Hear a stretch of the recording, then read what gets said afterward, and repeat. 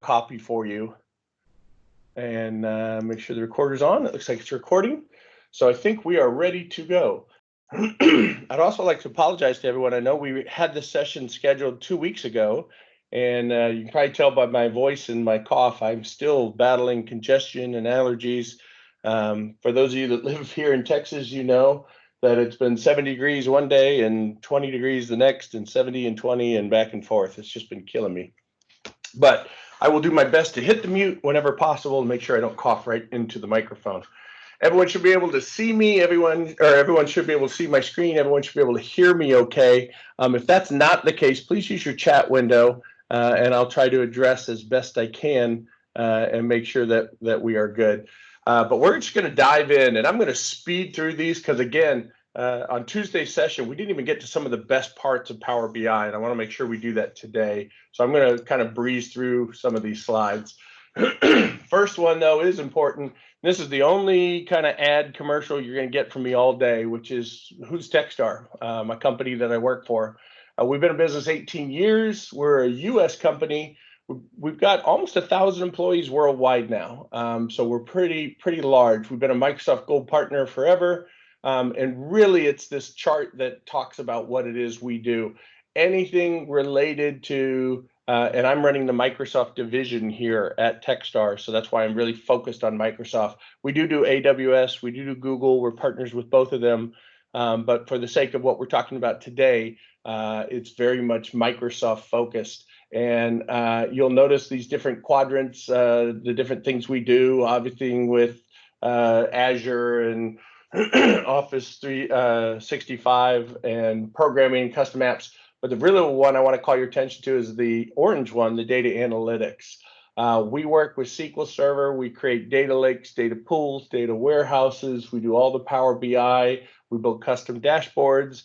AI and ML are a big part of that. And anything that you're doing, many of you have your own analytics teams, and you just don't want to do the grunt work. That's perfect. That's exactly the kind of stuff we can come in and clean up your databases and get your organization utilizing your analytics at a much better rate.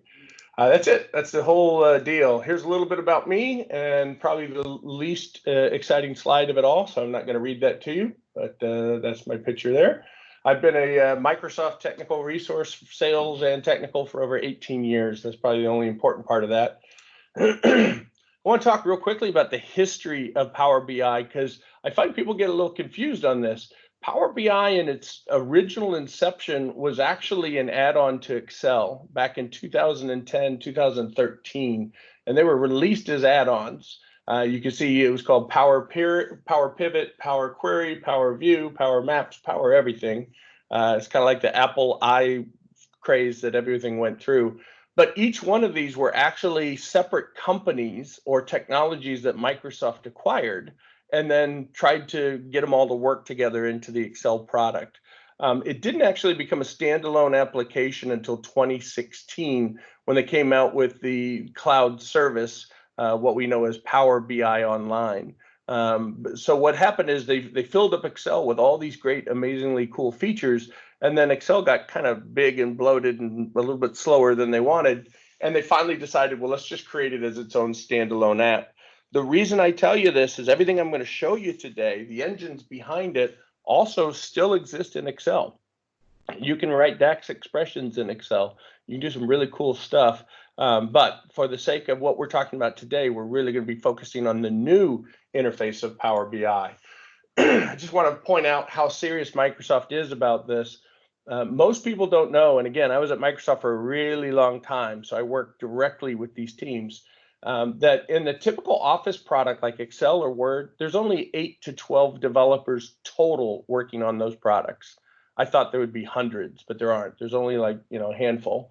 And so PowerPoint and Outlook and Excel and Word and all that, they all have teams of about 8 to 10 people or 8 to 12 people. What's fascinating, though, is if you look at Power BI, and this data is a little old, this came from 2018. In 2018, there were over 275 developers currently working on the Microsoft Power BI product. I always tell my customers, if you want to know where the technology is going, follow the developers. where Microsoft puts its money is where the technology is going. And you can tell they have these massive teams coming out and helping drive this product. This is a good thing and a bad thing. It's great because you're getting the latest and greatest and quick updates and everything else. It's not so great in the fact that it's changing month to month to month. I started using the product when it very first came out. I was one of the first early adopters of it. And I will tell you, and I know some of you on the phone are the same way, early adopters back then, the interface was changing so radically. You know, something would be there one week and not there the next. And it was kind of chaotic. Now those days are pretty much gone. They've standardized on the interface. They've locked it all down. But they do keep releasing monthly updates, and they do keep adding in new formulas and new abilities, etc. And it's just become this amazing product. So keep that in mind.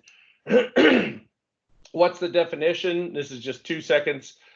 Basically, it's a collection of software services, apps, and connectors that work together to take your data and turn them into interactive insights. I'm not going to read this to you. You can see down at the bottom kind of what Microsoft's talking about. The whole point behind Power BI is most companies are never going to let the vast majority of employees ever touch their corporate data. You might get read access to it, perhaps, but even then, oftentimes it just doesn't filter through the organization well. What Power BI does is allows you to connect it, pull in your copy, and you now separate from your corporate data.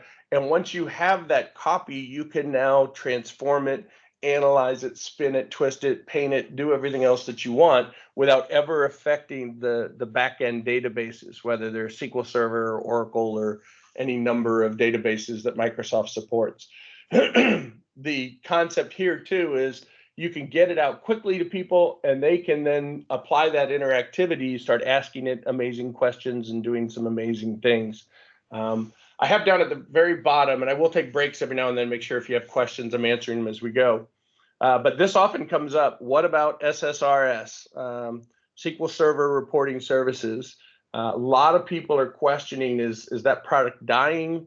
Now that you have Power BI, do you even need SSRS anymore? And there's kind of the official answer and the unofficial answer. This was all built in confusion because in the latest version of SQL Server, Microsoft actually removed SSRS from many of their versions of SQL Server that they're supporting. Now, Microsoft's argument was they didn't really remove it. They had other ways of doing the same thing. SSRS is fantastic for printing out reams of results and queries and data from your database in a formatted view. It was really originally designed in those old printouts, right?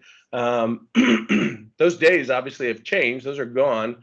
And Power BI now gives us much of the same similarities. So Microsoft says, yes, you should absolutely be using Power BI to do a lot of the cool printouts and reports and things.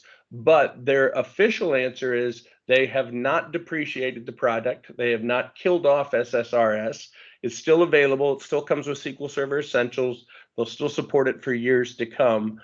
But the underlying message is if you're not getting into Power BI and learning this new stuff, you're missing out on so much more that you could be doing outside of what SSRS entails. So again, they're not taking it away, but you're here for a reason because this is the hottest, coolest product in the world. Everyone wants it, and it has very similar features. And over time, I think eventually they're just going to stop worrying about SSRS because Power BI will be able to do everything that it needs to. So I'll stop for a second, see if there's any questions on anything so far. Okay, we'll just keep on cranking then. I do not have many slides. We're going to spend time demo. I got a little thing here about the flow, the process flow and what you're supposed to do. This is basically what I've already told you. You connect to your data, you filter out only the parts you need so you don't have to pull tons across. You load it into the model, and once you have it in the model, you can now define relationships, shape, change, merge the data, do anything you want without ever impacting the source data that you have. So companies love it because it doesn't mess with their database.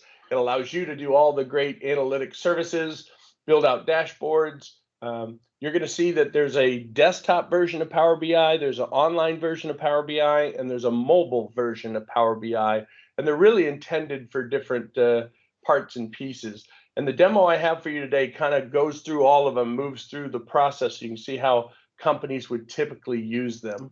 I'm not going to talk about this. I spent a little too much time the other day, but this comes up where I'm going to show you some really cool things, really amazing analytics that you can do now using this product.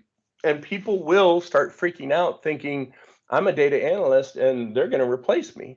And I want to assure you, without spending a ton of time on this, that that's just not the case. For the last 20 years, every major change and revolution that's come about from technology has created a 10x increase in demand for that technology, not a decrease.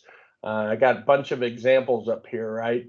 But the one that I love talking about, because this happened way back when, Microsoft sent me to talk to the Teachers Union of America to explain. Teachers were all certain that once you added webcams into Windows 95 and the ability to just have anyone have a webcam, that they'd fire all the teachers, and we'd only need 12 teachers, one for each grade. And they were very upset. I had to go talk them down and say it's really not going to be that way. What actually happened is putting webcams on has now opened up learning to a whole new hundreds of millions of students that never had a chance to learn because they live remotely or they have health issues or whatever. And we can't find enough good teachers now. So the demand for teachers exploded after this, even though you would have thought that webcams would have killed off the demand. So we can talk more about that, but I promise you, in every single case, it works opposite of what you think. The cooler stuff I show you is not taking away your job. It's actually going to make the demand for your job incredibly more intense in the years to come. Today, we're going to be using a database that I created. I built this many, many years ago. And actually what I did is I built a database builder. So I didn't build a database, but I built a program that would create databases. It's a fictional shoe store. And the reason I use shoes is because everyone can relate to it. You understand that there's brands and there's colors and there's styles and there's seasonality within shoes. And I don't have to spend a ton of time going through that. I've implanted in this about 20 different Easter eggs. We call them Easter eggs. It's just data that gets affected by extraneous forces, whether it's weather or historical events or things that happen, whatever. And the point behind using this data is, as we go through this, I want you to practice and see if you can find these 20 Easter eggs. Classes love this. Whenever I give it to them, whenever I use it, they love to kind of play CSI and dig through the data and try to figure out what the data is trying to tell it based on these various things. So anyway, the database will have all this. And as you go through the exercise today, and as you work through it offline, I want you to realize that you're going to have a cheat sheet that'll go through all the answers. Actually, you'll have all of the resources. I'm going to pull some documents over from another screen here just so you can see. Let me see if I can pull this over. There we go. So these are just some of the examples that you're going to get through. This is a walkthrough of everything I'm doing today. So you're going to have the resources to do this, and it describes every single chart we're making and how it works and how it relates to the data. You're going to have another section which is all about DAX and the DAX formulas and how to do it. I have to pull it over so you can see that. So these are the DAX formulas. Now, I left this one related back to Excel. It works exactly the same way in Excel and PowerPoint. I know some of you still are using pivot tables in Excel and whatnot. So in this particular walkthrough, this does it all, but still uses the Excel interface. And step by step, it'll show you where all that is. I've got the sample database. I got the code. Anyway, the point being is, at the end of today's session, I'm going to give you a link to all of these resources, and you'll be able at your leisure to walk through, see if you can discover these Easter eggs, see if you can play with the data and take what you learned today and put it into real life practice. So with that in mind, let's go do a quick demo. So the first thing I want to do is show you Power BI, just the product Power BI. I've already built out a ton of information. And what you're seeing here is the stuff that is part of the shoe store example. So these are sales from shoes. We have 16 different retail stores located in 4 different regions. So if I wanted to look at, for example, the Northwest, I could filter just the Northwest sales, Chicago, Portland, San Francisco, Seattle, or I could click back in on Southeast or whatever. So I'm starting to see these trends. I also have a formatted table, just like you would have in Excel, that I put in here. I've got some cross data. I have some filters that I can put in. So let's say instead I want to look at Dallas, and I'm going to hold down New York. Whoops, if I hit the right button. Dallas, New York, Phoenix, and Portland. And I just check these boxes. And so each thing that I check, you'll notice automatically adds that data line back into our chart. The point behind Power BI, the reason it's so amazing is the interaction. Anything that drops on this page, you see there's pages down at the bottom, 1, 2, 3, 4, 5, 6, 7, 8, 9, but anything loaded on this page will automatically act as a filter to all of the other pages, or all the other objects here, excuse me. And what that means is if I click, for example, on New York, I'm now only filtering for New York. If I click back off of New York, now I've got all of those different locations. And then the cool part about Power BI is you could very easily add these visualizations. For example, I'm going to apply a new filter by clicking out in the open area. I'm going to go up to my visualizations and put the word filter on here. I'll show you all how I do this in just a second. And then let's say I want to look at the occasion of the shoe. Simply grab the occasion from my database, drop it in, and this is now a filter. And so for these 4 cities, if I only want to look at athletic shoes, I'll click, and now I'm only seeing the athletic shoe data. You'll notice my numbers changed, my chart changed, everything changed. If I click back off, boom, I'm right back to where I was. So this is pretty simplistic. I'm not going to waste your time going through the simple stuff. I want to get into the more advanced, but I did want you to see what these pages look like. This uses a DAX formula to stack rank the stores. We'll build that live here in just a few minutes.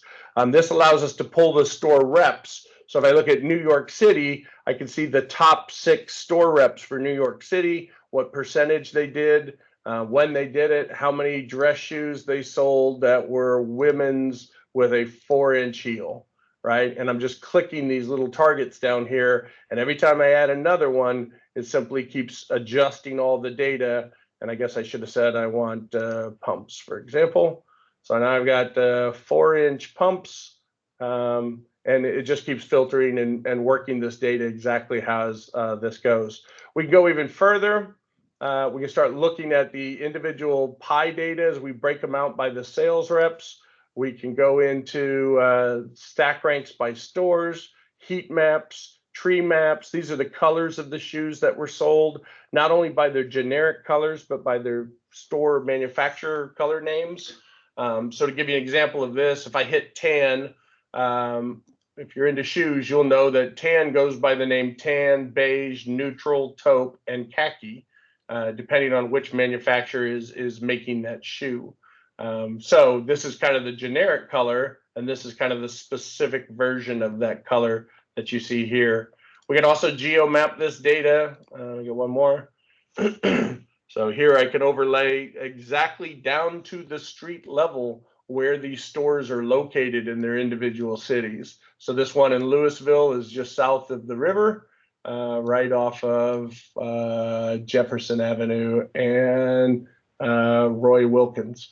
So you can start to do really cool geo mapping, including zip codes, area codes. I often will ask, in one of the slides I mentioned, we did data for Bill Gates in his book.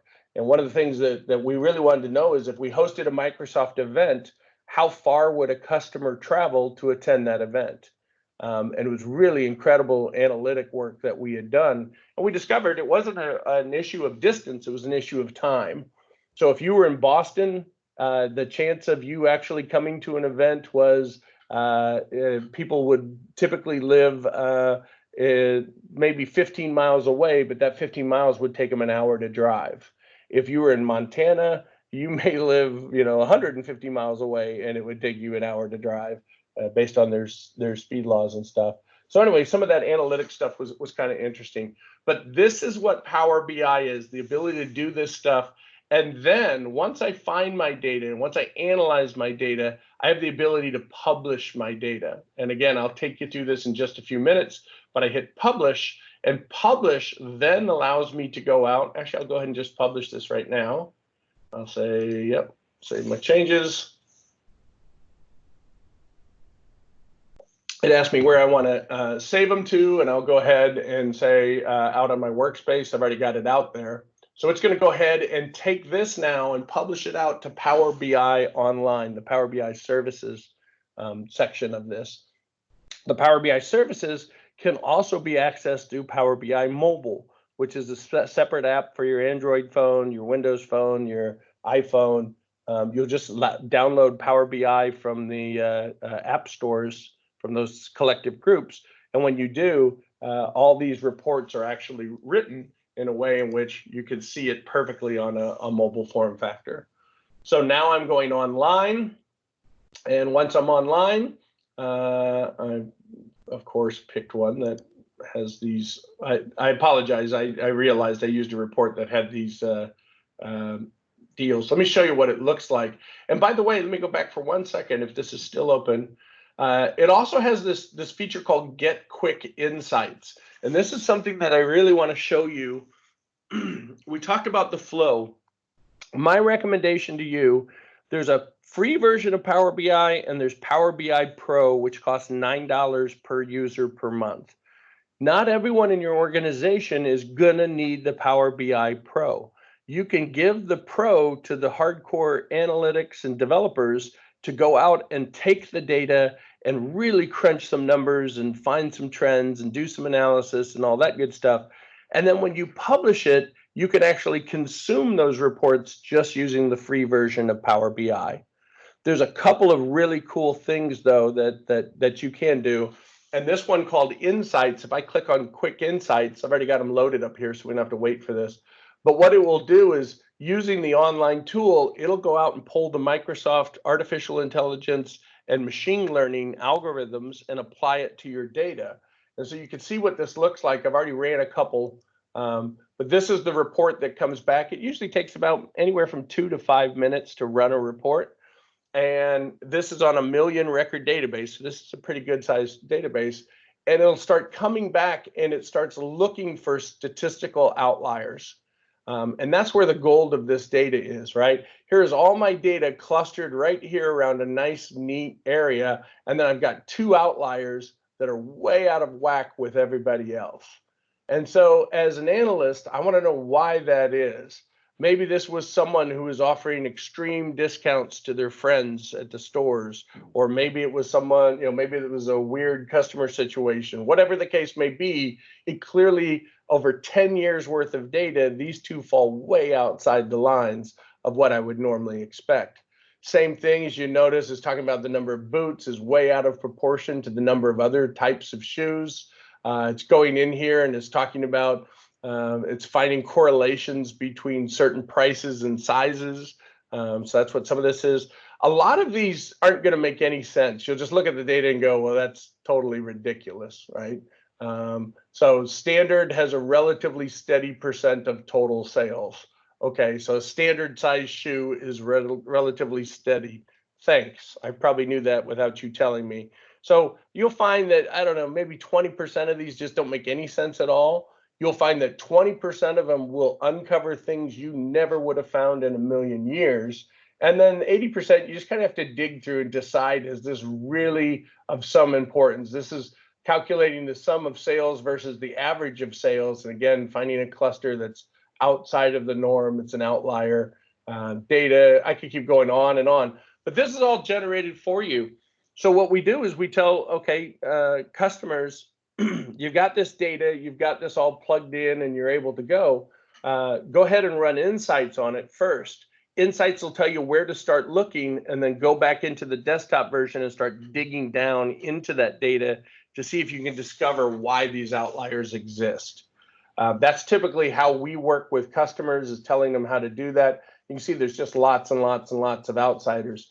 And if I want to, I could just go back to my existing workspaces. I'll go back to my workspace.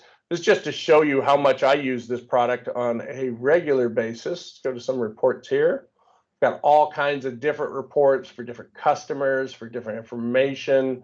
We can go in here. I'll go into webinar 1, for example. That's the one we did on Tuesday. And we can look at the data and we can start playing around with it. We can do all kinds of great stuff. So rather than bore you to death with just looking at what's possible, I want to actually build one from scratch. And this is what those walkthroughs will do for you. So again, you don't have to take copious notes. I've already built it for you. I will absolutely give you that at the end of our session today. But what I'm going to do is I'm going to open up Power BI, and I've got one open here, but I'm going to start brand new. I'm just going to say File New, and we're going to start from scratch and show you how we can make some of this pretty amazing stuff. Oh, I did want to show you one other thing. Let me see if I still have this open while that's loading. So I'm going to go up here, and of course it just jumped ahead of me. So give me a second to go back. And if I can't show this right this second, I'll do it in a little bit. Let's go to, I don't think I have anything in dashboards here. Let me double check this real fast. Okay, I do have some dashboards here. So we can go in here, we can do a lot of cool stuff. What I wanted to show you is right up here where it says ask a question about your data. This is part of the Power BI Pro package. So you have to have Pro in order to get this feature added. And what this has done is it's created a natural language engine that's going to read all my data, understand the relationships between the data, and allow me to ask it just using simple English, okay? And it makes a lot better sense if I just show you rather than try to explain this. So I can click up here. Now, I have done nothing inside of this Q&A to specialize it. I haven't told it what my data is. I haven't told it how it worked. I haven't told it how it all relates. It's figured that out using the AI and ML stacks. And then it comes back and it says, hey, here are some examples of things I can do, but you could ask me any question. So I could say, for example, how many women's red shoes, and we don't want to use, we could use shoes, but we want to use the actual price because that's the amount I sold. How many women's red actual price? So those are the shoes that I'm selling. And you'll notice as I'm typing, it's already calculating it out here for Dallas. Dallas is one of my stores, which is a store location. So it's automatically flipped it to Dallas. And as fast as you can type, it just keeps altering the data here and automatically giving you the information back. Instead of this, I could say, in this case, I'm just asking for a single data. What if I ask which, whoops, go back. Which current store, right? So I want to compare the stores, and you see immediately it pulled up all of my different stores. So which current store sold the most in 2014? Okay. And again, the most, I should put actual sales, since that's how we call it, actual sales. And if I could only spell, this would be impressive. There we go. So which store sold the most in current active sales by date, by brand, by width, by gender? That's kind of interesting.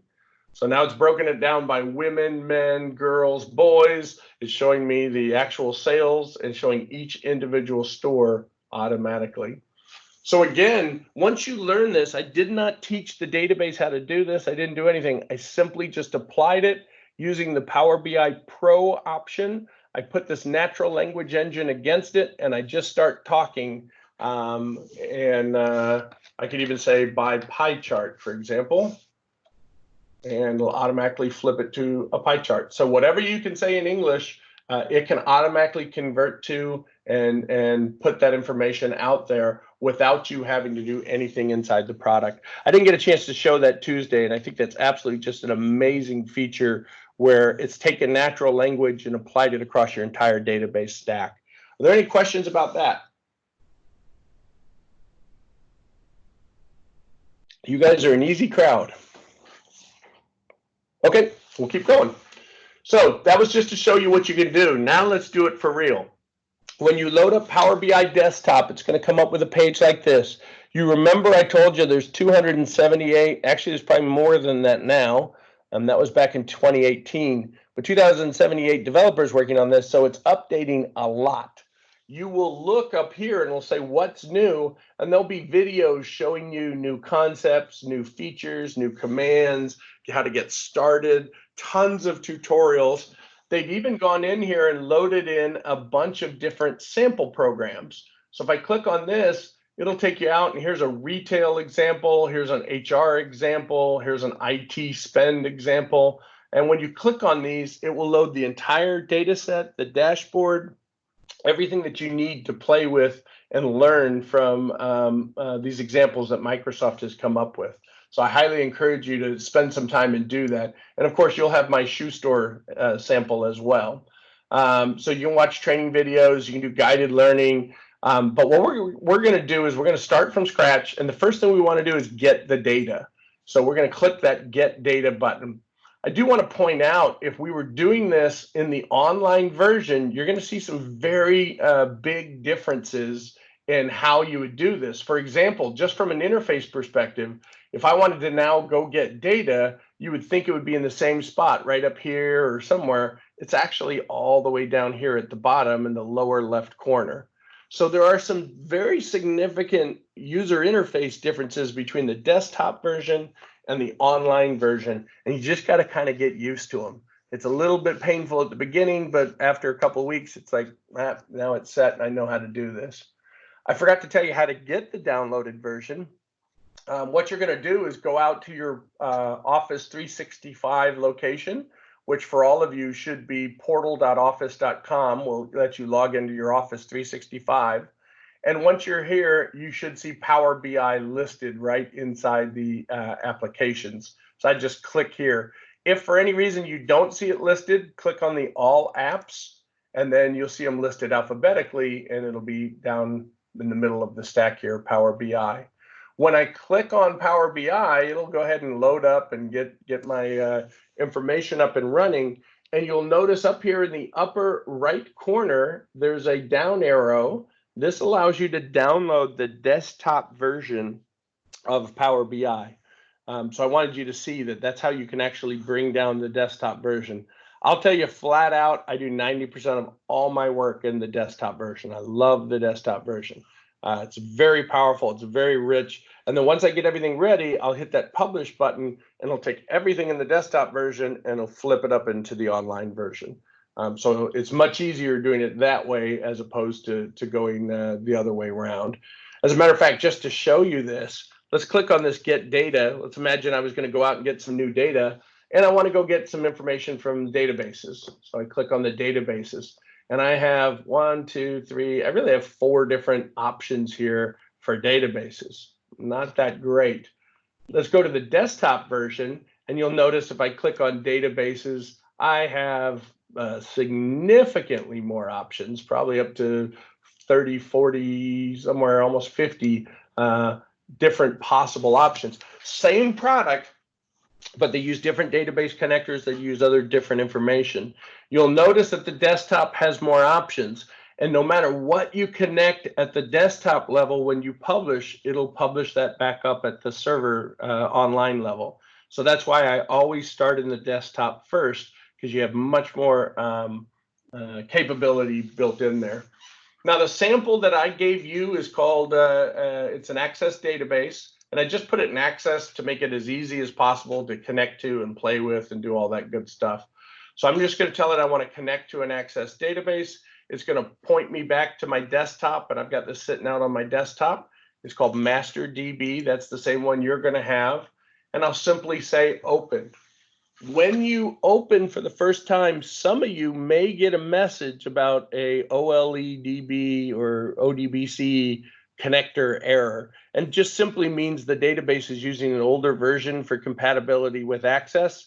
it'll actually point you to exactly where you need to go to install that connector. It'll install it for you, and then it'll turn it on. So don't be freaked out if you see that message. Just follow the prompts, and it'll go ahead and install the connector. Some of you already have it, but some of you may not. So once it's done, it then comes up with these different tables.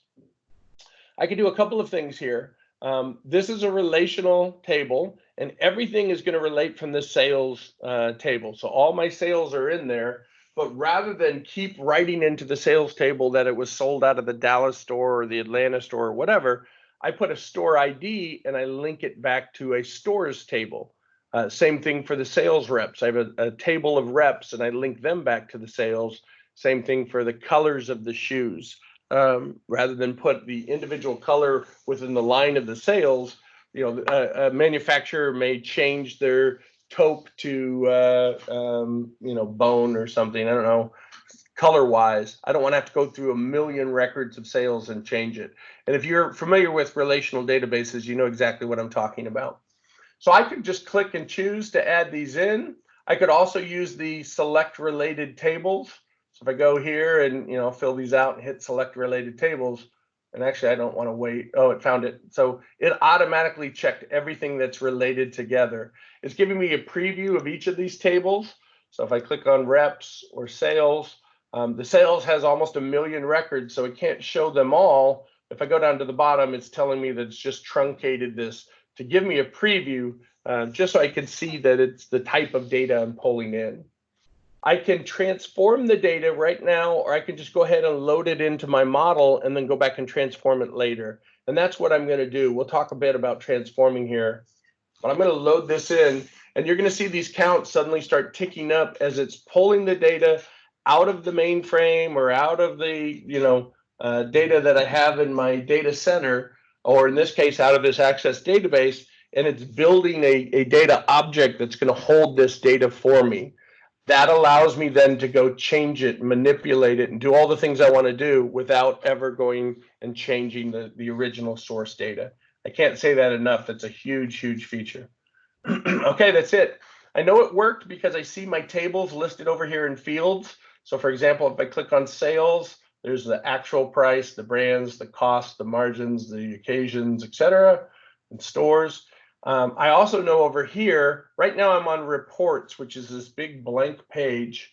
And if I click on the data section, I can now dive into the real data, not just a snapshot of the data, but for example, I can go to sales.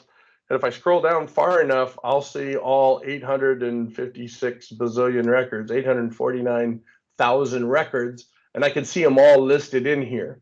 Remember how I told you that these, for example, have a store ID that links back to the table for stores, which also has a store ID. Well, that relationship can be found by hitting this third button in the model, and you can see, I can see exactly how these relationships exist. Usually we would show these like this. The bottom would be the core table, and then up top would be all the relational data as it goes back and forth. And I can, just like Access, I can drag and drop to set these new ones up. And we'll do that in just a few minutes. But just to show you, this is how I bring a relational database table in here. And then when I go back to this page, I'm now ready to start creating some visualizations. First thing I want to do is start with just how did these stores do in sales? And so very quickly and very easily, I'm just going to go take the visualization that I want. In this case, I'm going to use a line chart and click. And when I do, it places this empty object onto my page. You'll also notice that under this field section, it's now added a bunch of different fields. These fields come from this object. So if I click off the object back on the page, and let's say I want to add a filter now, or a slicer as we call them, I click. You'll notice there's only one field for a slicer, where if I click back to this chart, there's 4 different fields for the chart. So each object will have its own set of fields. I'm going to grab this and just show you real quickly. First thing I want to do is say, what is it I want to see? What's the actual data? And in shoe sales, it's the actual price I sold the shoe for, not the suggested retail price or anything else. It's the actual price. So I'm going to grab that and I'm going to throw it down into the values because that's what I'm ultimately charting. And it gave me a single dot or a single point, and it said, look, over the last 10 years, you've sold $86 million worth of shoes. Okay, that's great. But what I really want to do is I want to see them divided up by the stores. So I'm going to go to the stores table. Remember, stores ID is linked here to store ID in the sales table. So I can grab any one of these fields and it'll automatically sync up with these. I'm going to grab the word current store, drag it and drop it into the legend. And now it's showing me different dots for each one of my stores. Well, again, it's giving me a single point for all 10 years. The last thing I want to do is on the axes, the x-axis, just like in an Excel chart, I would want to see time listed across it. So for me, that's going to be the sales date. Grab the sales date, drag and drop, and now I have all my data, just like we saw on the other report, listed right here. And you'll notice I can just quickly grab and move these around.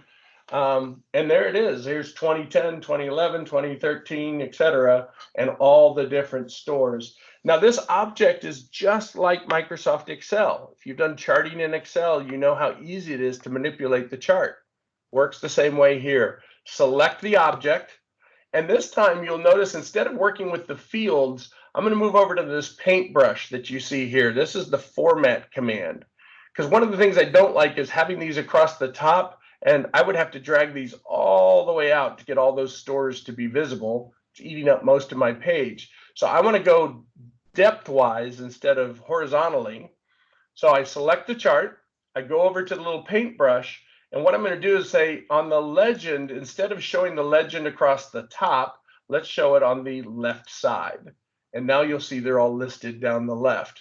I'm going to move this out of the way. I'm going to make this a little bit bigger by grabbing it. There's all my stores. Might make it a little wider too. Pull it out here so you can see a little more. I still have this filter. You'll notice that I can just click on any one of these. Some of these get really kind of tight in here and it's hard to see where they are. So I'll click on this pink one. And when if I click on the pink one, well, let's try it this way. Let's click on Dallas, for example. Now you'll see exactly where Dallas is, but everything else is kind of silhouetted or grayed out a little, I guess you would say. So now I can see exactly where Dallas compares to all of these others to see these trends up and down. You can also click at any moment in time. And as we said, you can hold over this and get the individual numbers or the filters. You see how that box pops up and shows you the data points that are listed here. I click it again and I'm right back to where I was. So I have a very cool way of doing this. I also have this filter box that we mentioned, and I'm going to grab current stores and throw it into the filter box. And again, now I see all my stores listed here. This allows me to say, only show me Seattle. And now I'm just looking at my Seattle sales, or only show me Phoenix. Now, these look pretty wild, right? I look at Phoenix, and I'm like, wow, we got a huge loss in Phoenix.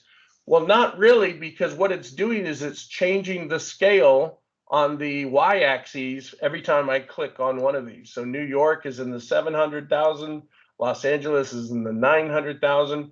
And when I click off, you'll notice that this range goes from 1 million down to about 500,000. Well, just like Microsoft Excel, I can do the same thing. I'm going to click this chart. I'm going to go to Format, and I'm going to go into the y-axis. That's the one that's running up the side. And I'm simply, just like Excel, going to say that my lowest number should be 500,000, right? So I type that in. My highest number looks to be about 1.2 million. So 1200000. And that's actually a little too high. Let's go 1.1 million. There we go. And so now it's making this axis go from 1.1 to 1.5. It looks like actually I could probably pick that up to 600,000 and I wouldn't lose anything. There we go. A little less. Let's go 59. See that one? There we go. That one little section went below. So now I've got the scale perfect. Now when I click on Miami or someone else, it's within the exact same scale. So I can see, remember how Louisville we were looking at and it looked like this huge drop? It's actually not. It's fairly flat. So I can scroll through these and just look for any issues. Atlanta looks good. Boston looks good. Charlotte is plummeting like a rock. This is a big issue. So now we're starting to find some of these Easter eggs that we looked at. Chicago, okay, okay. Las Vegas. So you can flip these on and off. Miami is really picking it up. Something happened in the last couple of years. Maybe I got a new employee or a new manager that's really turning things on. Huge up and huge down in Philadelphia. So I got some volatility. Something happened in Phoenix where everything was just cooking along and then it dropped off the face of the earth. So I'm going to want to go investigate that. Portland, Seattle. So you get an idea of how you can very quickly, by using the same visual scale, I can see very quickly, or I can hold down that control key and pick 5, 6, 7, 8, doesn't matter, build my own, and now start comparing them one to another. Okay? So a fast, easy way to build visualizations. When you create these and you publish it, all your users who have privilege to use this report will have this interactivity. They'll be able to start clicking and turning and spinning and doing all this amazingly wonderful stuff. A couple things I want to show you while we're here. Take a little sip. When I click on this graph, you're going to see all these little icons up at the top, and I want to show you what these are. These allow you to drill through the data. I'm going to go back to the beginning, and you remember we dropped sales date on here. Microsoft invented a grouping feature for dates that they put in Microsoft Excel all the way back, I think it was in 2007 when they first started doing this. And what that means is if you drop a date field in, it would not create these extra fields called year and quarter and month and day, but it would on the fly generate them for you. So it wouldn't add extra data to your table, but it would understand because a date is a date, it would figure out that you might want to look at the month separate than the year from the day from whatever. So these fields that you see here are actually being auto-generated by Microsoft because this sales date, if I go back and look at the data for sales date by clicking on my data tab here, and I'm going to turn on my sales table by going up here and clicking on sales, you'll notice that the date says 1/16/2010 at 12 a.m. And the times are always going to be listed, in this case at 12 a.m. just because we didn't, when I built the database builder, I didn't put times in there. But the point is that actually is, you know, a physical date. It doesn't ever have a column here for month or a column here for day. So Power BI and Excel generate that for you automatically. What these icons do is they allow me to go down to the next level in the hierarchy. So if I click this, you'll notice now I'm looking at quarters. You'll also notice that I can barely see any of the data and it's running off the table. Well, why is that? The reason why is, you remember we locked that y-axis to look at the data from an all-up perspective.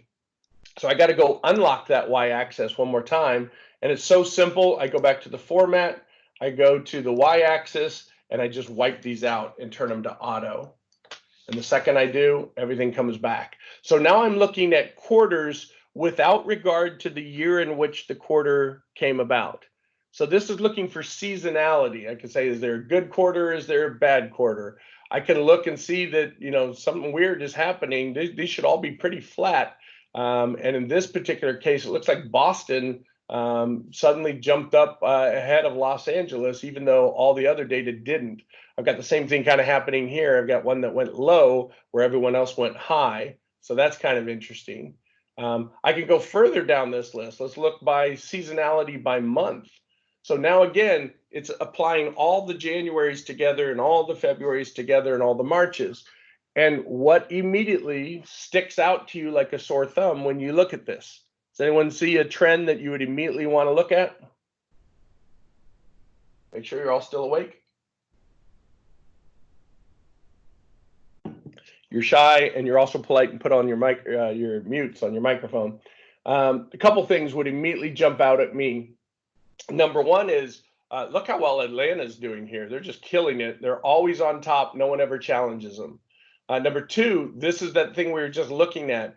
For some reason, Boston, this blue line in April, goes up while everyone else is going down. Consistently, everyone else drops seasonality in April, except for Boston. Does anyone have any idea why Boston would do so well in April? Marathon. Marathon, you're exactly right. Thank you for chiming in. I was worried I lost everyone because I can't see the screen showing me you're still there. But you're exactly right. And we wouldn't know that quite yet. We know something's there. So maybe we want to, go deeper into the type of shoe or the kind of shoe. I'll do exactly that. I'm going to throw out another filter. Remember, I have to click in the empty space first to tell it I want to put a new control out there. I'm going to throw this down, and we'll go into the type of shoe this is, drag and drop. And in this particular case, I might want running shoes, right? When I click on running shoes, oh yeah, went through the roof. So I could start filtering through this, and if I have a hunch, I can use this as a way to guess. And sure enough, Boston does fantastic in running shoes every single time. We could even go further in this, just to let you know, by turning this on. And there's something going on with the running shoes. I don't want to give away the Easter egg. So I want you to figure out what happened with the running shoes, because it wasn't always consistent. But I don't want to give that away. So you guys can play with that. But when I look at sandals, sandals are all over the place. Obviously, I sell more in summertime than in wintertime. Medical shoes should all be the same, but I have this huge spike now in medical, which actually surprised me. I forgot that that's in there. So that's one of the Easter eggs right there. But it isn't the fact that you found the spike. You have to figure out why is there a spike. And that's where this twisting and flipping of the data comes in. Now, it's cool that we can dive deeper. We can go down through the hierarchy, right? So we can go to day or month or year, and I can move back up through the hierarchy. I also have this one. This one will go down to the next level of the hierarchy, but it continues to add the previous one. So let me explain that to you real quick. Let me get rid of my medical shoes here. Go back to our standard chart. And now when I click on this, I expect in the fields, let me go back in here. There we go. To go year and quarter and month and day. And when I click on this, you'll notice that right now it is doing, actually it's doing a combination of these. Let me get my chart back the way I want it. Oh, I've got a filter on, that's why. But anyway, if I click on this just to show you, it keeps adding more and more detail. So this is by quarter, by month, by year. And this is by day, by month, by quarter, by year. So every time you click down, it keeps the previous data points, but adds even more. So instead of looking at seasonality, I'm still looking across the entire spectrum of my timeline, but I'm getting more and more data. And I can just keep moving up or down through this hierarchy until I get exactly where I want to be. So here again is the 10-year period of time or 8-year period of time. And when I drill down, now I've got the year, but I've also got the quarters, 1, 2, 3, and then the next one, 1, 2, 3, and then the next one. If I drill down again, now I've got 1, 2, 3, 4, 5, 6, 7, 8, 9, 10, 11, 12 till the next one. And so you see how it just keeps adding more and more detail in. And again, I look immediately and I'm starting to see a massive drop here. Something happened in Atlanta. Let's focus on Atlanta for a second. It looks a little different when the scale changes, but when I compare it against the others, massive drop here. I've got some other crazy things. So you can go through these level of details just by pointing up and down through this arrow stack really, really quick. Okay. So really powerful stuff. We're actually just now getting into the really good parts of Power BI. But I want to make sure if there's any questions, I take them as we go. So any thoughts on what you've heard so far?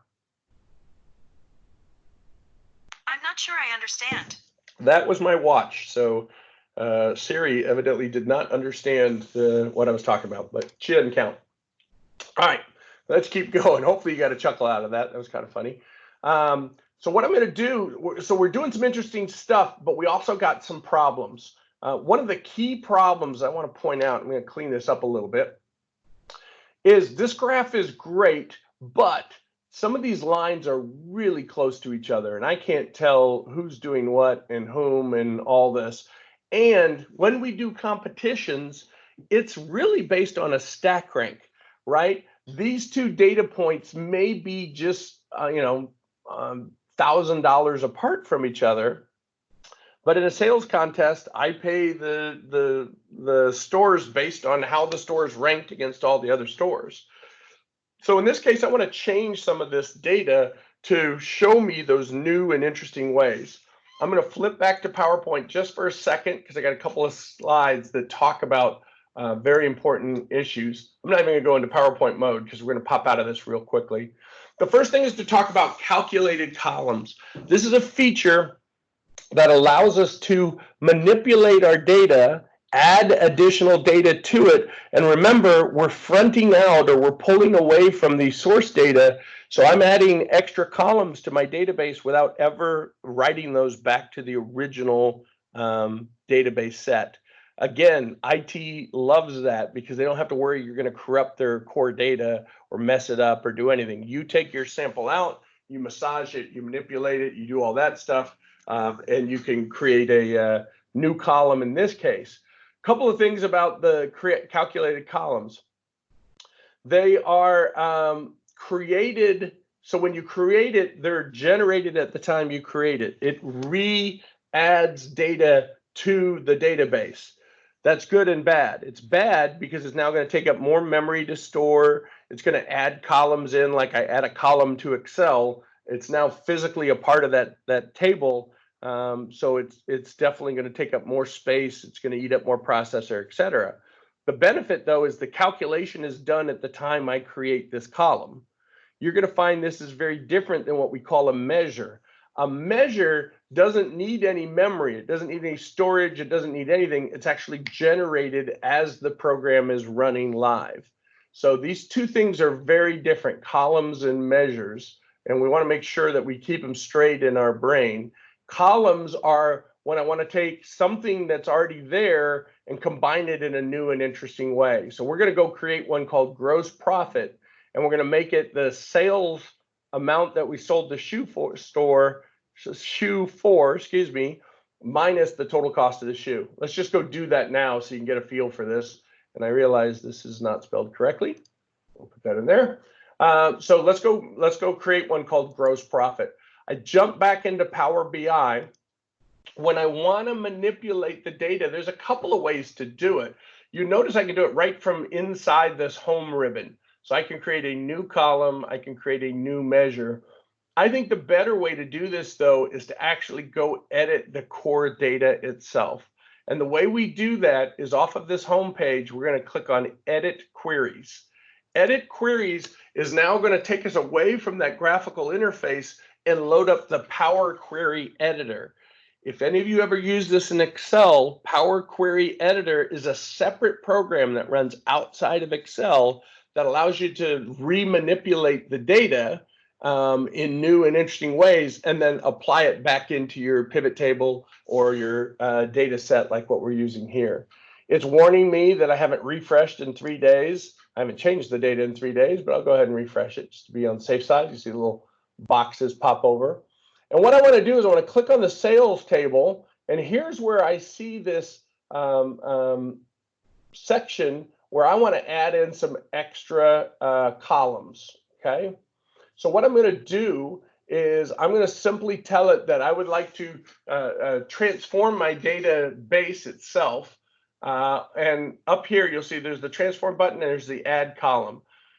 When you click add column, whichever table you have selected is where that column is going to be added. So I'm going to say, let's go ahead and add a column. And it's going to ask me what kind. Do you want it from your examples? Do you want to invoke a function or just make a flat standard new column like you would in Excel? That's what I'm going to do here. And when I do this, I'll click, and now it comes up with this menu system. And it says, okay, so what's your new column name going to be? And I'll call this gross profit. And it says, okay, gross profit is equal to, and then it shows me a list of all the possible fields that I could use. I'm just going to click and say it's the actual price minus the cost, right? Now, in real accounting, gross profit, you go into, there's markdown and depreciation and marketing and all that other stuff. I'm just making this super simple just to keep it relatively easy to understand. But I've just simply put in the formula actual price minus cost. When I say OK, it's now going to run this in my table, and you'll see it's added this column, and it's now going to save it into this column. So I'm creating new data in the database. My database just got bigger. However, by making it permanent in here, it's also going to run a lot faster because the data is there and it's available and it's good to go. Let me show you what happens when I go back to Power Pivot, or I'm sorry, Power BI. I'm going to go File, Close, and Apply.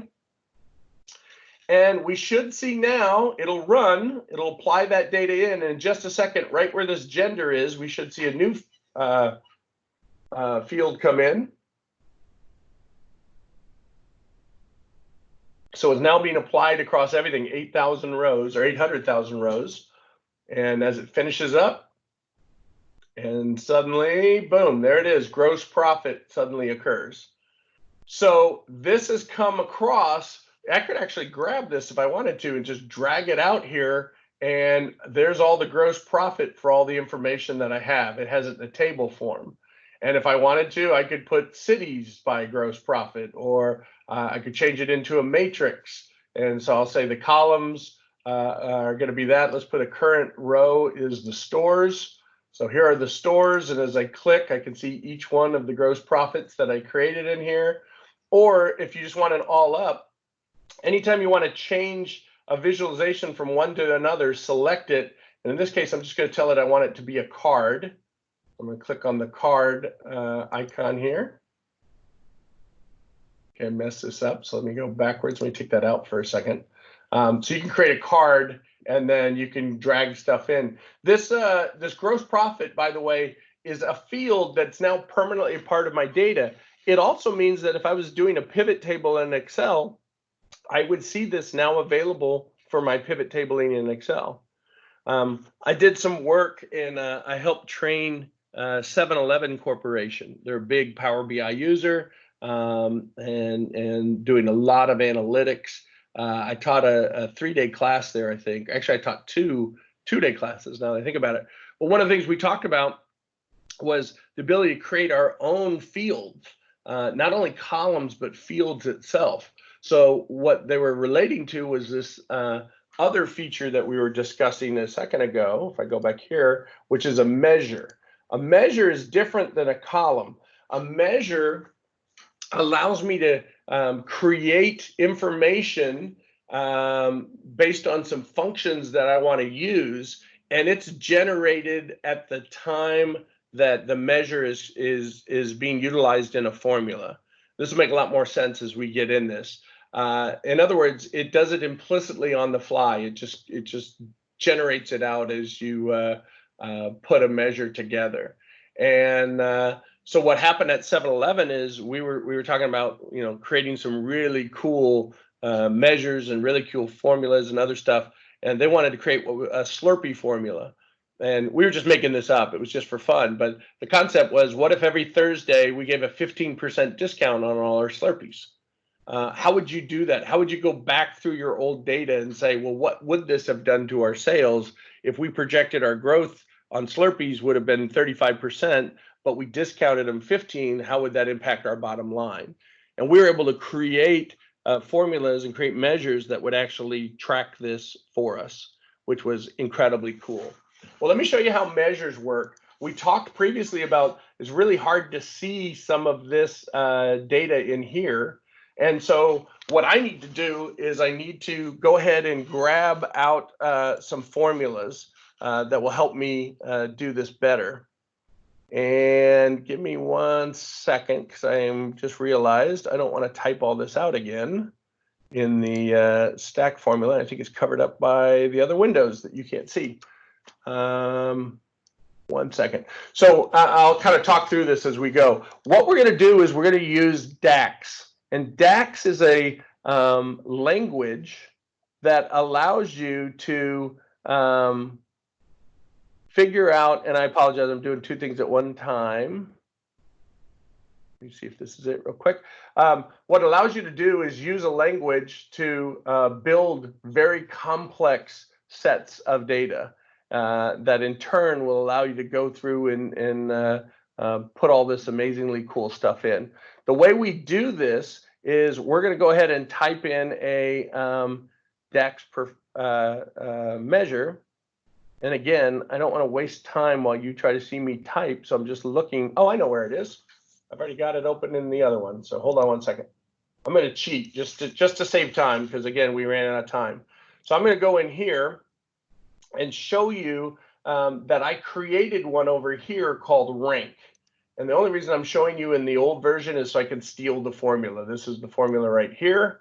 And I guarantee you I would have mistyped it had I tried to do it myself. Okay, now that I got that, we'll shut that down. What I want to do is I want to create a new measure. I could go back to my editing the query and create a new measure there, but I'm just going to do it right here. The key thing you have to remember if you do it from inside of Power BI is whatever table you click on is where that measure is going to be created. I can't tell you the number of times I was looking at another table and I said, oh, I need a new sales measure. And when I click new measure, I can't find it under sales because it happens under whatever table was active when you told it you needed a new measure. Just to show you, I have colors active. And if I click and try to create a new measure, it'll come up, but you'll notice it now put it under the colors table. I'm like, oh, that's not what I wanted. Let's get rid of that. I'm just going to delete it. There we go. Where I wanted it is under sales. So I'm going to click under my sales table. I'm going to click new measure. And it comes up with this formula. And again, just so I don't have to type it, I'm going to paste it in.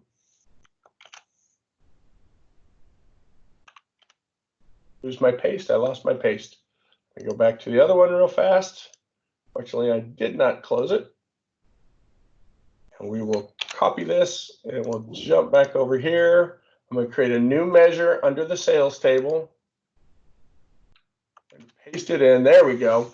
And now we'll spend a few seconds looking this over. So this is what a DAX formula looks like. Anything to the left of the equal sign is ultimately what this measure is going to be called once it's generated. Okay. And then anything to the right is the formula. Now this says I want to use the rank function, but you'll notice that there's an X on the end of the rank function. We're going to talk about this in just a minute. Anytime you see the X, it's simply saying that the function will come across as iterative. What do I mean by that? Iterative, and I've got a graphic that'll show you this. Actually, let's go show it to you while I'm in the middle of this formula, because I think you'll be able to understand it better. Iterative functions, let's go down here. They have an X after them. It means it's going to move row by row through the table as it aggregates the information. So you'll have, for example, excuse me, I clicked off. You'll have a sum and sum X. You'll have rank and rank X. And anytime you see that X, you know that it's being applied in an iterative fashion. There are times that I just want the average of all my data. I don't want to go row by row. I just want to see the whole summation. And if I use the DAX as in that way, non-iterative, the data comes back very, very quickly because it doesn't have to figure out on a row by row basis what the calculation is. If instead I want to see it depending on all the filters and everything else, which means I have to apply it at a row by row level, I'm going to add that X on the back end, and that makes sure it stops and does this. This will make a ton more sense when you look at this graphic right here. So if I use the sum function on a set of numbers, imagine I have a calculator and I type 1 plus 2 plus 5 plus 7 plus 4 equals, and it gives me the answer 19. If I were to use the same thing as what a SumX feature is, it'll take each one and calculate each row. So when it starts, it always starts at 0. 0 plus 1 equals 1. Then it takes that 1 and says, okay, 1 plus 2 equals 3. 3 plus 5 equals 8. 8 plus 7 equals 15. 15 plus 4 equals 19. My end result is the same, but the way I got there is very, very different. This method, the SumX method, looked at each individual row and calculated it. And as you could imagine, it's much, much slower because of the redundancy of having to do each and every single row as it's applying that data across. It took me a while to kind of really understand this. The mistake you will make, I promise you, is mixing these two up, sum versus SumX or rank versus rank X. You just have to think through your mind, do I need it to go to every single row and make decisions and apply things in a row by row manner, or do I just want a single summation of everything across the top? And you'll notice this when you apply a filter and the number's exactly the same, but you're like, how can that be? I applied a filter to it. Oftentimes that's how it'll manifest itself. So let's go back and we'll make this happen now. So we said rank all, going row by row, every single store for my current stores. And I want you to calculate out the sum of the actual price and give it back to me in ascending order. Okay, it looks very much like an Excel function, not exactly the same, but close to it. And the syntax is similar. You'll notice you always put in table first, and then you bracket in the field that you want. So store is the table, and current store is the field for that. And sales is the table, and actual price is the field for that. So as long as I keep that formatting the same, I'm just simply saying go row by row through all the stores, calculate out the rank based on the information that I've given you. If I hit enter, it's going to go ahead and work on this. Remember, this is happening. It's not creating a column. It's not writing it in. It's building this formula and now allowing me to apply this formula into my data. So now I did it again. I was in colors when I created this because I was jumping back and forth. Yes, you can move this down to another table. It doesn't even matter, though. It doesn't matter that it's in the colors table because it only relates to the stuff in the sales table. It's just easier to find. But if you wanted to, you could actually move this. I could delete it and restart it. I'm just going to show you, though, that it does work. In this case, I'm going to click on this chart. And let me go back up to the top so it looks the same way we're used to seeing it. So here's my chart data, right? And it says sales date, year, quarter, month, day, etc. And right now I'm looking by the actual price. I'm going to get rid of the actual price by clicking off it, and I'm going to take that rank calculation that we just made inside of DAX, and I'm going to drop it in, and now it's ranking 0, or it should be 1, to 16. 16 is my best, and 1 is my worst store. And now it's showing me how they move up and down based on that information. See how much easier it is now to see these trends that we were trying to look at before? They were very confusing when they were all mashed together, but now it's super clean, super easy. And if I look, Atlanta, Boston, Los Angeles, a couple of these others, they're just straight lines. They 1, 2, 3, and 4 of my top best stores are just consistently my top best stores. Well, remember, that's when I'm looking by a year view. What if I dive deeper into it and say, okay, show me now by year by quarter? And now you can start to see a few changes happening. What if I say year by quarter by month? Excuse me. Now I see a lot of change happening. And again, you can filter these out. My apologies. Let me take a sip here. So I only look for Los Angeles or New York or whatever the case may be, and I can see how that rank has changed up and down and get a better feel for it. At the highest level, didn't move that much, but on an individual month by month level, it actually jumped up and down rather significantly. And that'll help me find those trends quicker, better, sharper. So hopefully that makes sense. One case, we created a new thing called gross profit, and we added in extra columns to our data, and then we can use them just like a pivot table. We can drag and drop and apply them into our data. The second one was using DAX as an expression and building out a measure and then applying that measure into the data. And you remember that never gets run until the time you create the chart or ask for the table or the data. It isn't permanent to your data, it's calculated on the fly. Measures are incredibly powerful. So measure is how we did a Slurpee index when we worked with 7-Eleven, for example. You can make nested DAX expressions, up to 64 combinations of nested expressions into DAX. That's not necessarily a best practice, just letting you know that is statistically what you can do. The better thing to do is create multiple expressions and then combine those multiple expressions into a single expression. It's easier to read, it's easier to edit. Let me show you another problem, though, that's going to come up as we go through this. I go back in here, and you'll remember that Microsoft created for me automatically, going back up my stack here in case you're wondering why this is changing. And let me get out of this. They created for me, when I click, the year, the quarter, the month, and the day. These aren't actually in my data. They are also being generated on the fly, meaning that it's figuring out how to group those data stacks, but it's not actually doing that for me. So we need to fix this. And Microsoft provides an incredibly powerful way to do this with what's called a date table. If you work at a really big company, chances are you already have a date table. But a lot of date tables don't always have all the information you need. So I'm going to show you how you can create your own date table. You can customize it. You can put all kinds of cool stuff in. Why do we even need a date table? Well, I want year, month, quarter, day, etc., but not Microsoft building it on the fly. I actually want those pieces of data so I can start looking at them.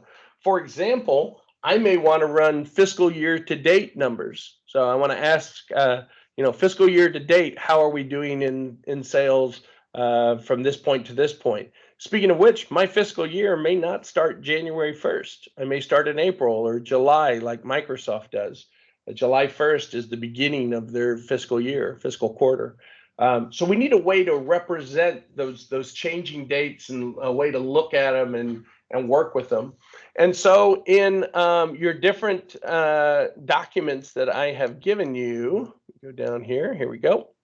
I'm going to just show you this. This comes at the end. I've given you actually a couple of ways of building a date table. This top one is a real simple date table. But for this, I'm going to show you how we build a date table using what's called M code. Very, very powerful. By the way, Power BI supports typical DAX. You just saw me create a DAX expression. It also supports R. R is a statistical scripting language. It also supports Python. So you can use your Python commands in here. And it also supports another language called M.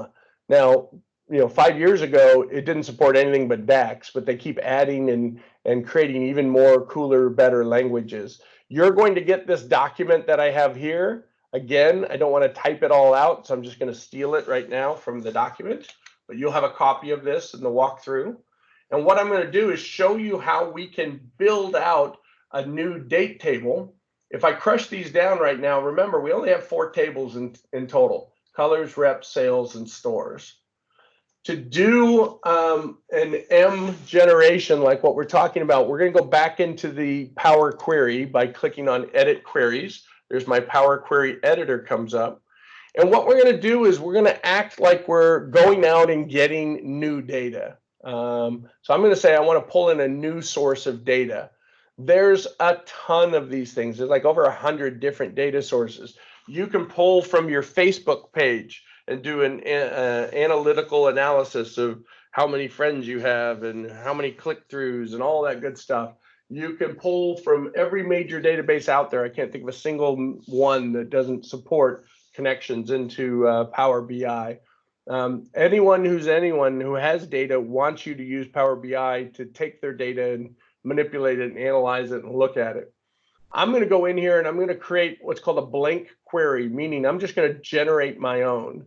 So I go to blank query. The only thing you have to remember, and I noted it in the workbook that I just showed you, is when you go to blank query, it's acting more like a DAX expression. So I have to click on advanced query. When I do this, it's going to pull up an M editor. M is in Mary. And I just highlight this whole thing. I can get rid of it and paste over the top of it. And I'm going to paste in that M formula that you saw. Now, again, if you have done Excel programming, Visual Basic, Visual Studio, C#, this should all look incredibly familiar. It's so easy. 9 times out of 10, you just look at someone else's code, you monitor it, you got your own. So this is creating a table. It's going to ask you for a start and end date. It's going to ask you for a culture. I'll explain that in just a second. And then it's going to go through and make all of these different fields. Day of the week, day name, week ending. If you have to do ISO authorized stuff. There's a whole ISO deal. Rather than waste your time, I'm just going to go ahead and create this. And watch what happens when I say done. It's going to generate this, and it pops up this form and says, what date do you want to start on? Now understand, we could put this back to January 1st of 1900 if we wanted to, but chances are it's just going to be a ton of data that we'll never use. This sample set starts at January 1st of 2010, and it goes through December 31st of 2016. So I've got 7 years of data. It asked me the culture. Culture says I could put English, I could put different Chinese. They have a different calendar. They take different days off. They do different everything. This is where also I could say I'm English, but I want it to start in Q3. So Q3 is going to be my Q1, meaning we're going to start July of this year will be the first part of the fiscal year. All this is documented. You don't have to worry about it. I've got tons of links back to it. I've even got links to other partners with videos that go deep into some of this stuff and describe it. I can leave this out right now. I'm just going to go for the sake of time because we've got about 10 minutes left. I want to go ahead and evoke this. By doing this, this just created these fields with the year, the quarter, the month, the financial year number, the financial year, financial month. It just goes on and on and on. And I'll now be able to apply this stuff back against my own data set. One thing you have to remember, though, and this is about transforming the data, is once I have it here, I need to make sure that the data types are correct. The date is the core date that we're always going to compare ourselves to. When I click on year, though, you'll notice that up at the top here, it says the data type is any. I don't want this to be any. Actually, I don't even want this to be a date, because just like Excel, it's going to look at 2010 and try to convert that from a binary number into a date, and I'll have a date back in the 1900s. Instead, what I want to do is just change this data type to a whole number. That's a whole number. Go to quarter. Quarter should be a whole number. You only have to do this once. Month of the year should be a whole number. Matter of fact, the majority of these are all going to be whole numbers. And I'm not going to do them all. I just want to show you this would be text because I don't want it to think I'm taking 9 and dividing it by 10 or anything else. By the way, great way to learn M and DAX is I can steal the formulas right from inside here. Just by clicking on these, it'll tell me exactly how it came up. I'll just do a couple more, make sure I got enough. We'll do day of month would be good. I'll again change that to a whole number. And that's probably good enough. I don't know if I did this one. Yeah, I'll do that one too. Okay, so I've just changed these data types. You can put them in as text. You can put them in as other stuff. Day of the week would be cool. One more. Once this is done, I'm going to go ahead and say, and notice I didn't do them all, but I did most of them. Copy and apply, and it is now going to create a new table over here. It's called invoke function because I forgot to put the name on it. Not a problem. I just right click here. I'm going to tell it that I'd like to rename this, and we'll just call this the date table. Okay, so when I click on date table and I look, there are all those fields that you just saw me create automatically with that M code. I still have to do one more thing to apply it to my data, which is I've got to go back to my relationships because you'll see this date table is unattached to anything. And I'm going to take the date here, drag it, and drop it on the date for the sales date. And just by doing that, it'll create a one-to-many connection into my sales table. And that's it. I'm now fully loaded. You'll notice my data now realizes it has much more detail than what Microsoft was giving me. So I'm going to click on this chart again. Let me go back in here. And where I have sales date, I don't need that sales date anymore. I'm going to get rid of that. I'm going to go into my date table, and I'm going to say, for example, I want my, let's go with, I can't remember which ones I did. So I will put, is it financial year? Let's try financial year. I may have screwed this up. No, that's okay. So this is the financial year, and you'll see 9 to 10, 10 to 11, 11 to 12, 12 to 13. You'll find there's tons of great stuff in here. Month and calendar, I'll throw that in and get rid of that one. And now we'll see December 2010. You'll notice that these are no longer lined up correctly. So they should be in sequential number. They're in alphabetical number. And that isn't going to help me. Now my data is all mixed up. When that happens, that means that I didn't set the data type correctly. Let's go back to edit queries. This thing is called financial, what was it? Financial, I didn't look before I did it. My apologies. Oh, month and calendar. So in this case, I'll go back to my date table. I'll go to month and calendar. So scroll down until I find month and calendar. There it is. And it's set to any. And I can now, again, set this to, in this particular case, it's going to be text because I'm combining two together. I could also go in here and put in the, it's called financial. Let me look real quick. I'm cheating.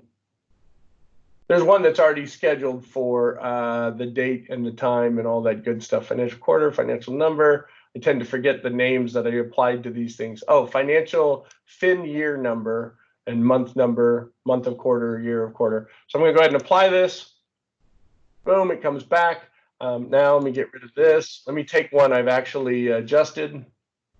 I'll get rid of this. I think I took financial year and adjusted it. So there's my financial. Oh, we did that earlier. Let's take financial month because we adjusted that one. And you'll see month 1, 2, 3, 4, 5, 6. So it's because it knows it's a number, instead of laying it out alphabetically, it's now putting it in the proper sequence so that I see them all lined up correctly. I'm going to pause for a second and see that's a whole lot I just covered. Does that make sense to everybody? Yes, it did. Yep. Cool. Okay. And we are running out of time. I knew we had run out of time. We got farther than the other class, so that makes me feel better. Let me wrap up. Do we have a? Are you going to have another session for this, or this is the kind of introductory? No, it's a great question. So we've been talking about, like I said, when I first pitched this, Microsoft came to us and asked us to do this, and then we started putting it together. And I had done these trainings before. This is a 2-day class that I've tried to cram into 90 minutes. And no knock on Microsoft, I'm not criticizing them in any way, but there were a lot of people that were like, no one's going to sit for 90 minutes. And I was on the other side saying 90 minutes is not enough time to really hit this out. I have been having people ask me not only to record like we did today, but maybe break this out into multiple sessions and maybe make them shorter, but make a lot more of them.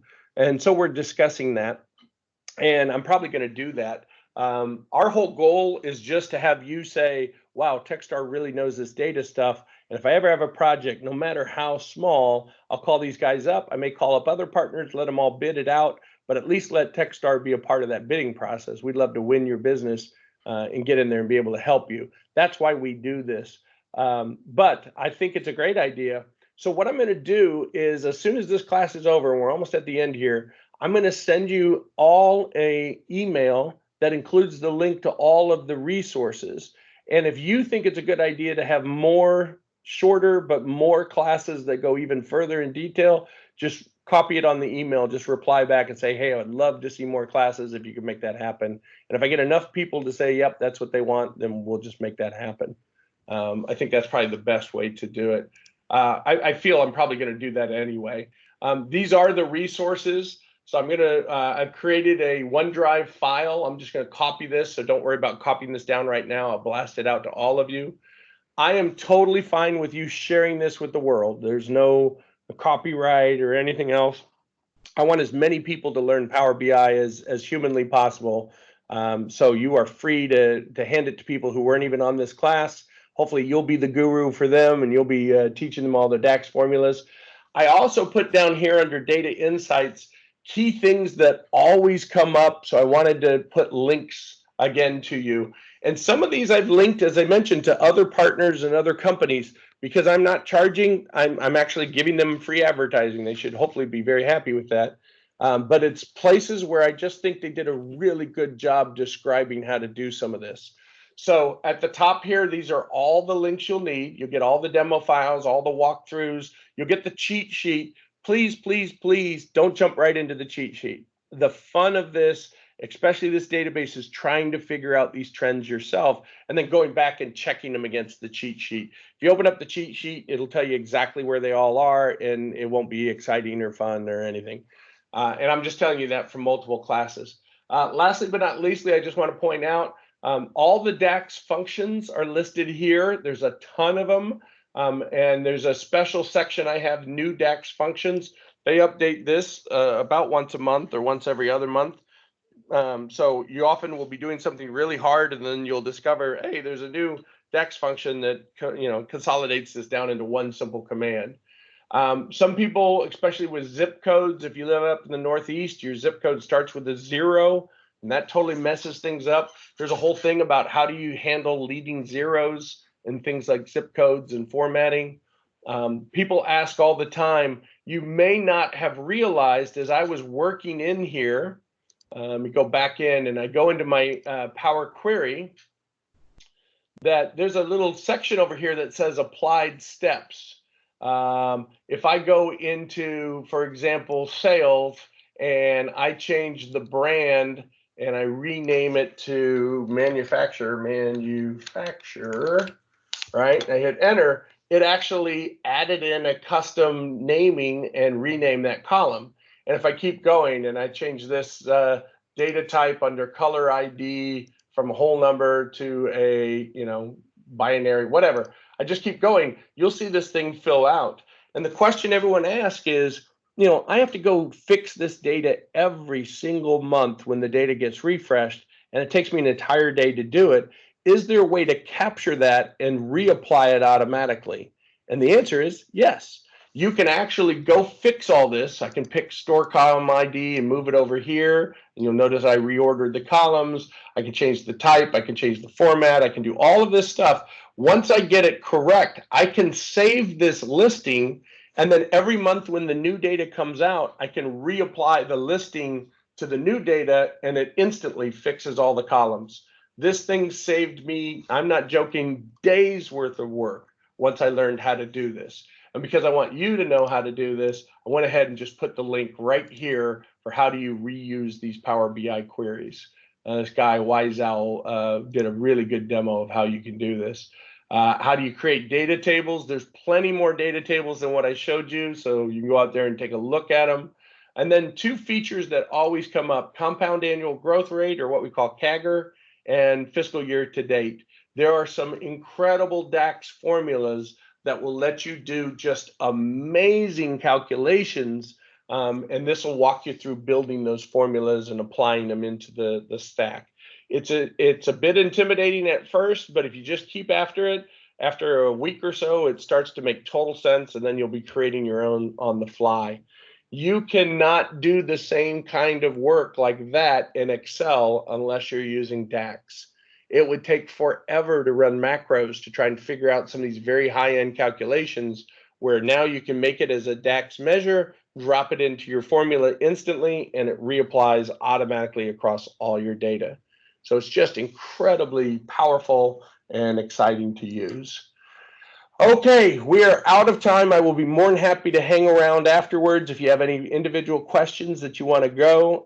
Believe it or not, we did cover more than the last class, so I feel good about that, but there's so much more to do. So when I send you this link, which should happen in the next 5 minutes or so, which includes all the files that you're going to need, reply back if you want to see more modules. And if I get a decent amount of people that want to do it, we'll go ahead and make that happen. If it's only, one or two, we can point you to some other resources as well. But if you'd like to see this more as a kind of an ongoing series, let me know. If this was a good use of your time, please let me know. If you have some good constructive criticism or feedback, I'd love to hear that as well.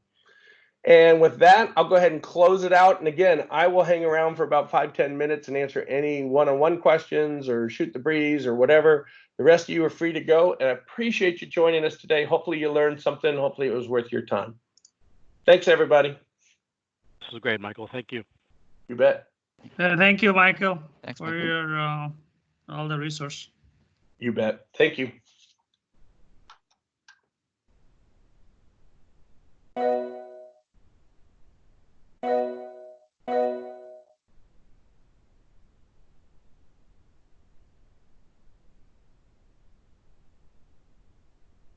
While everyone's leaving, I'm going to go ahead and stop the recording.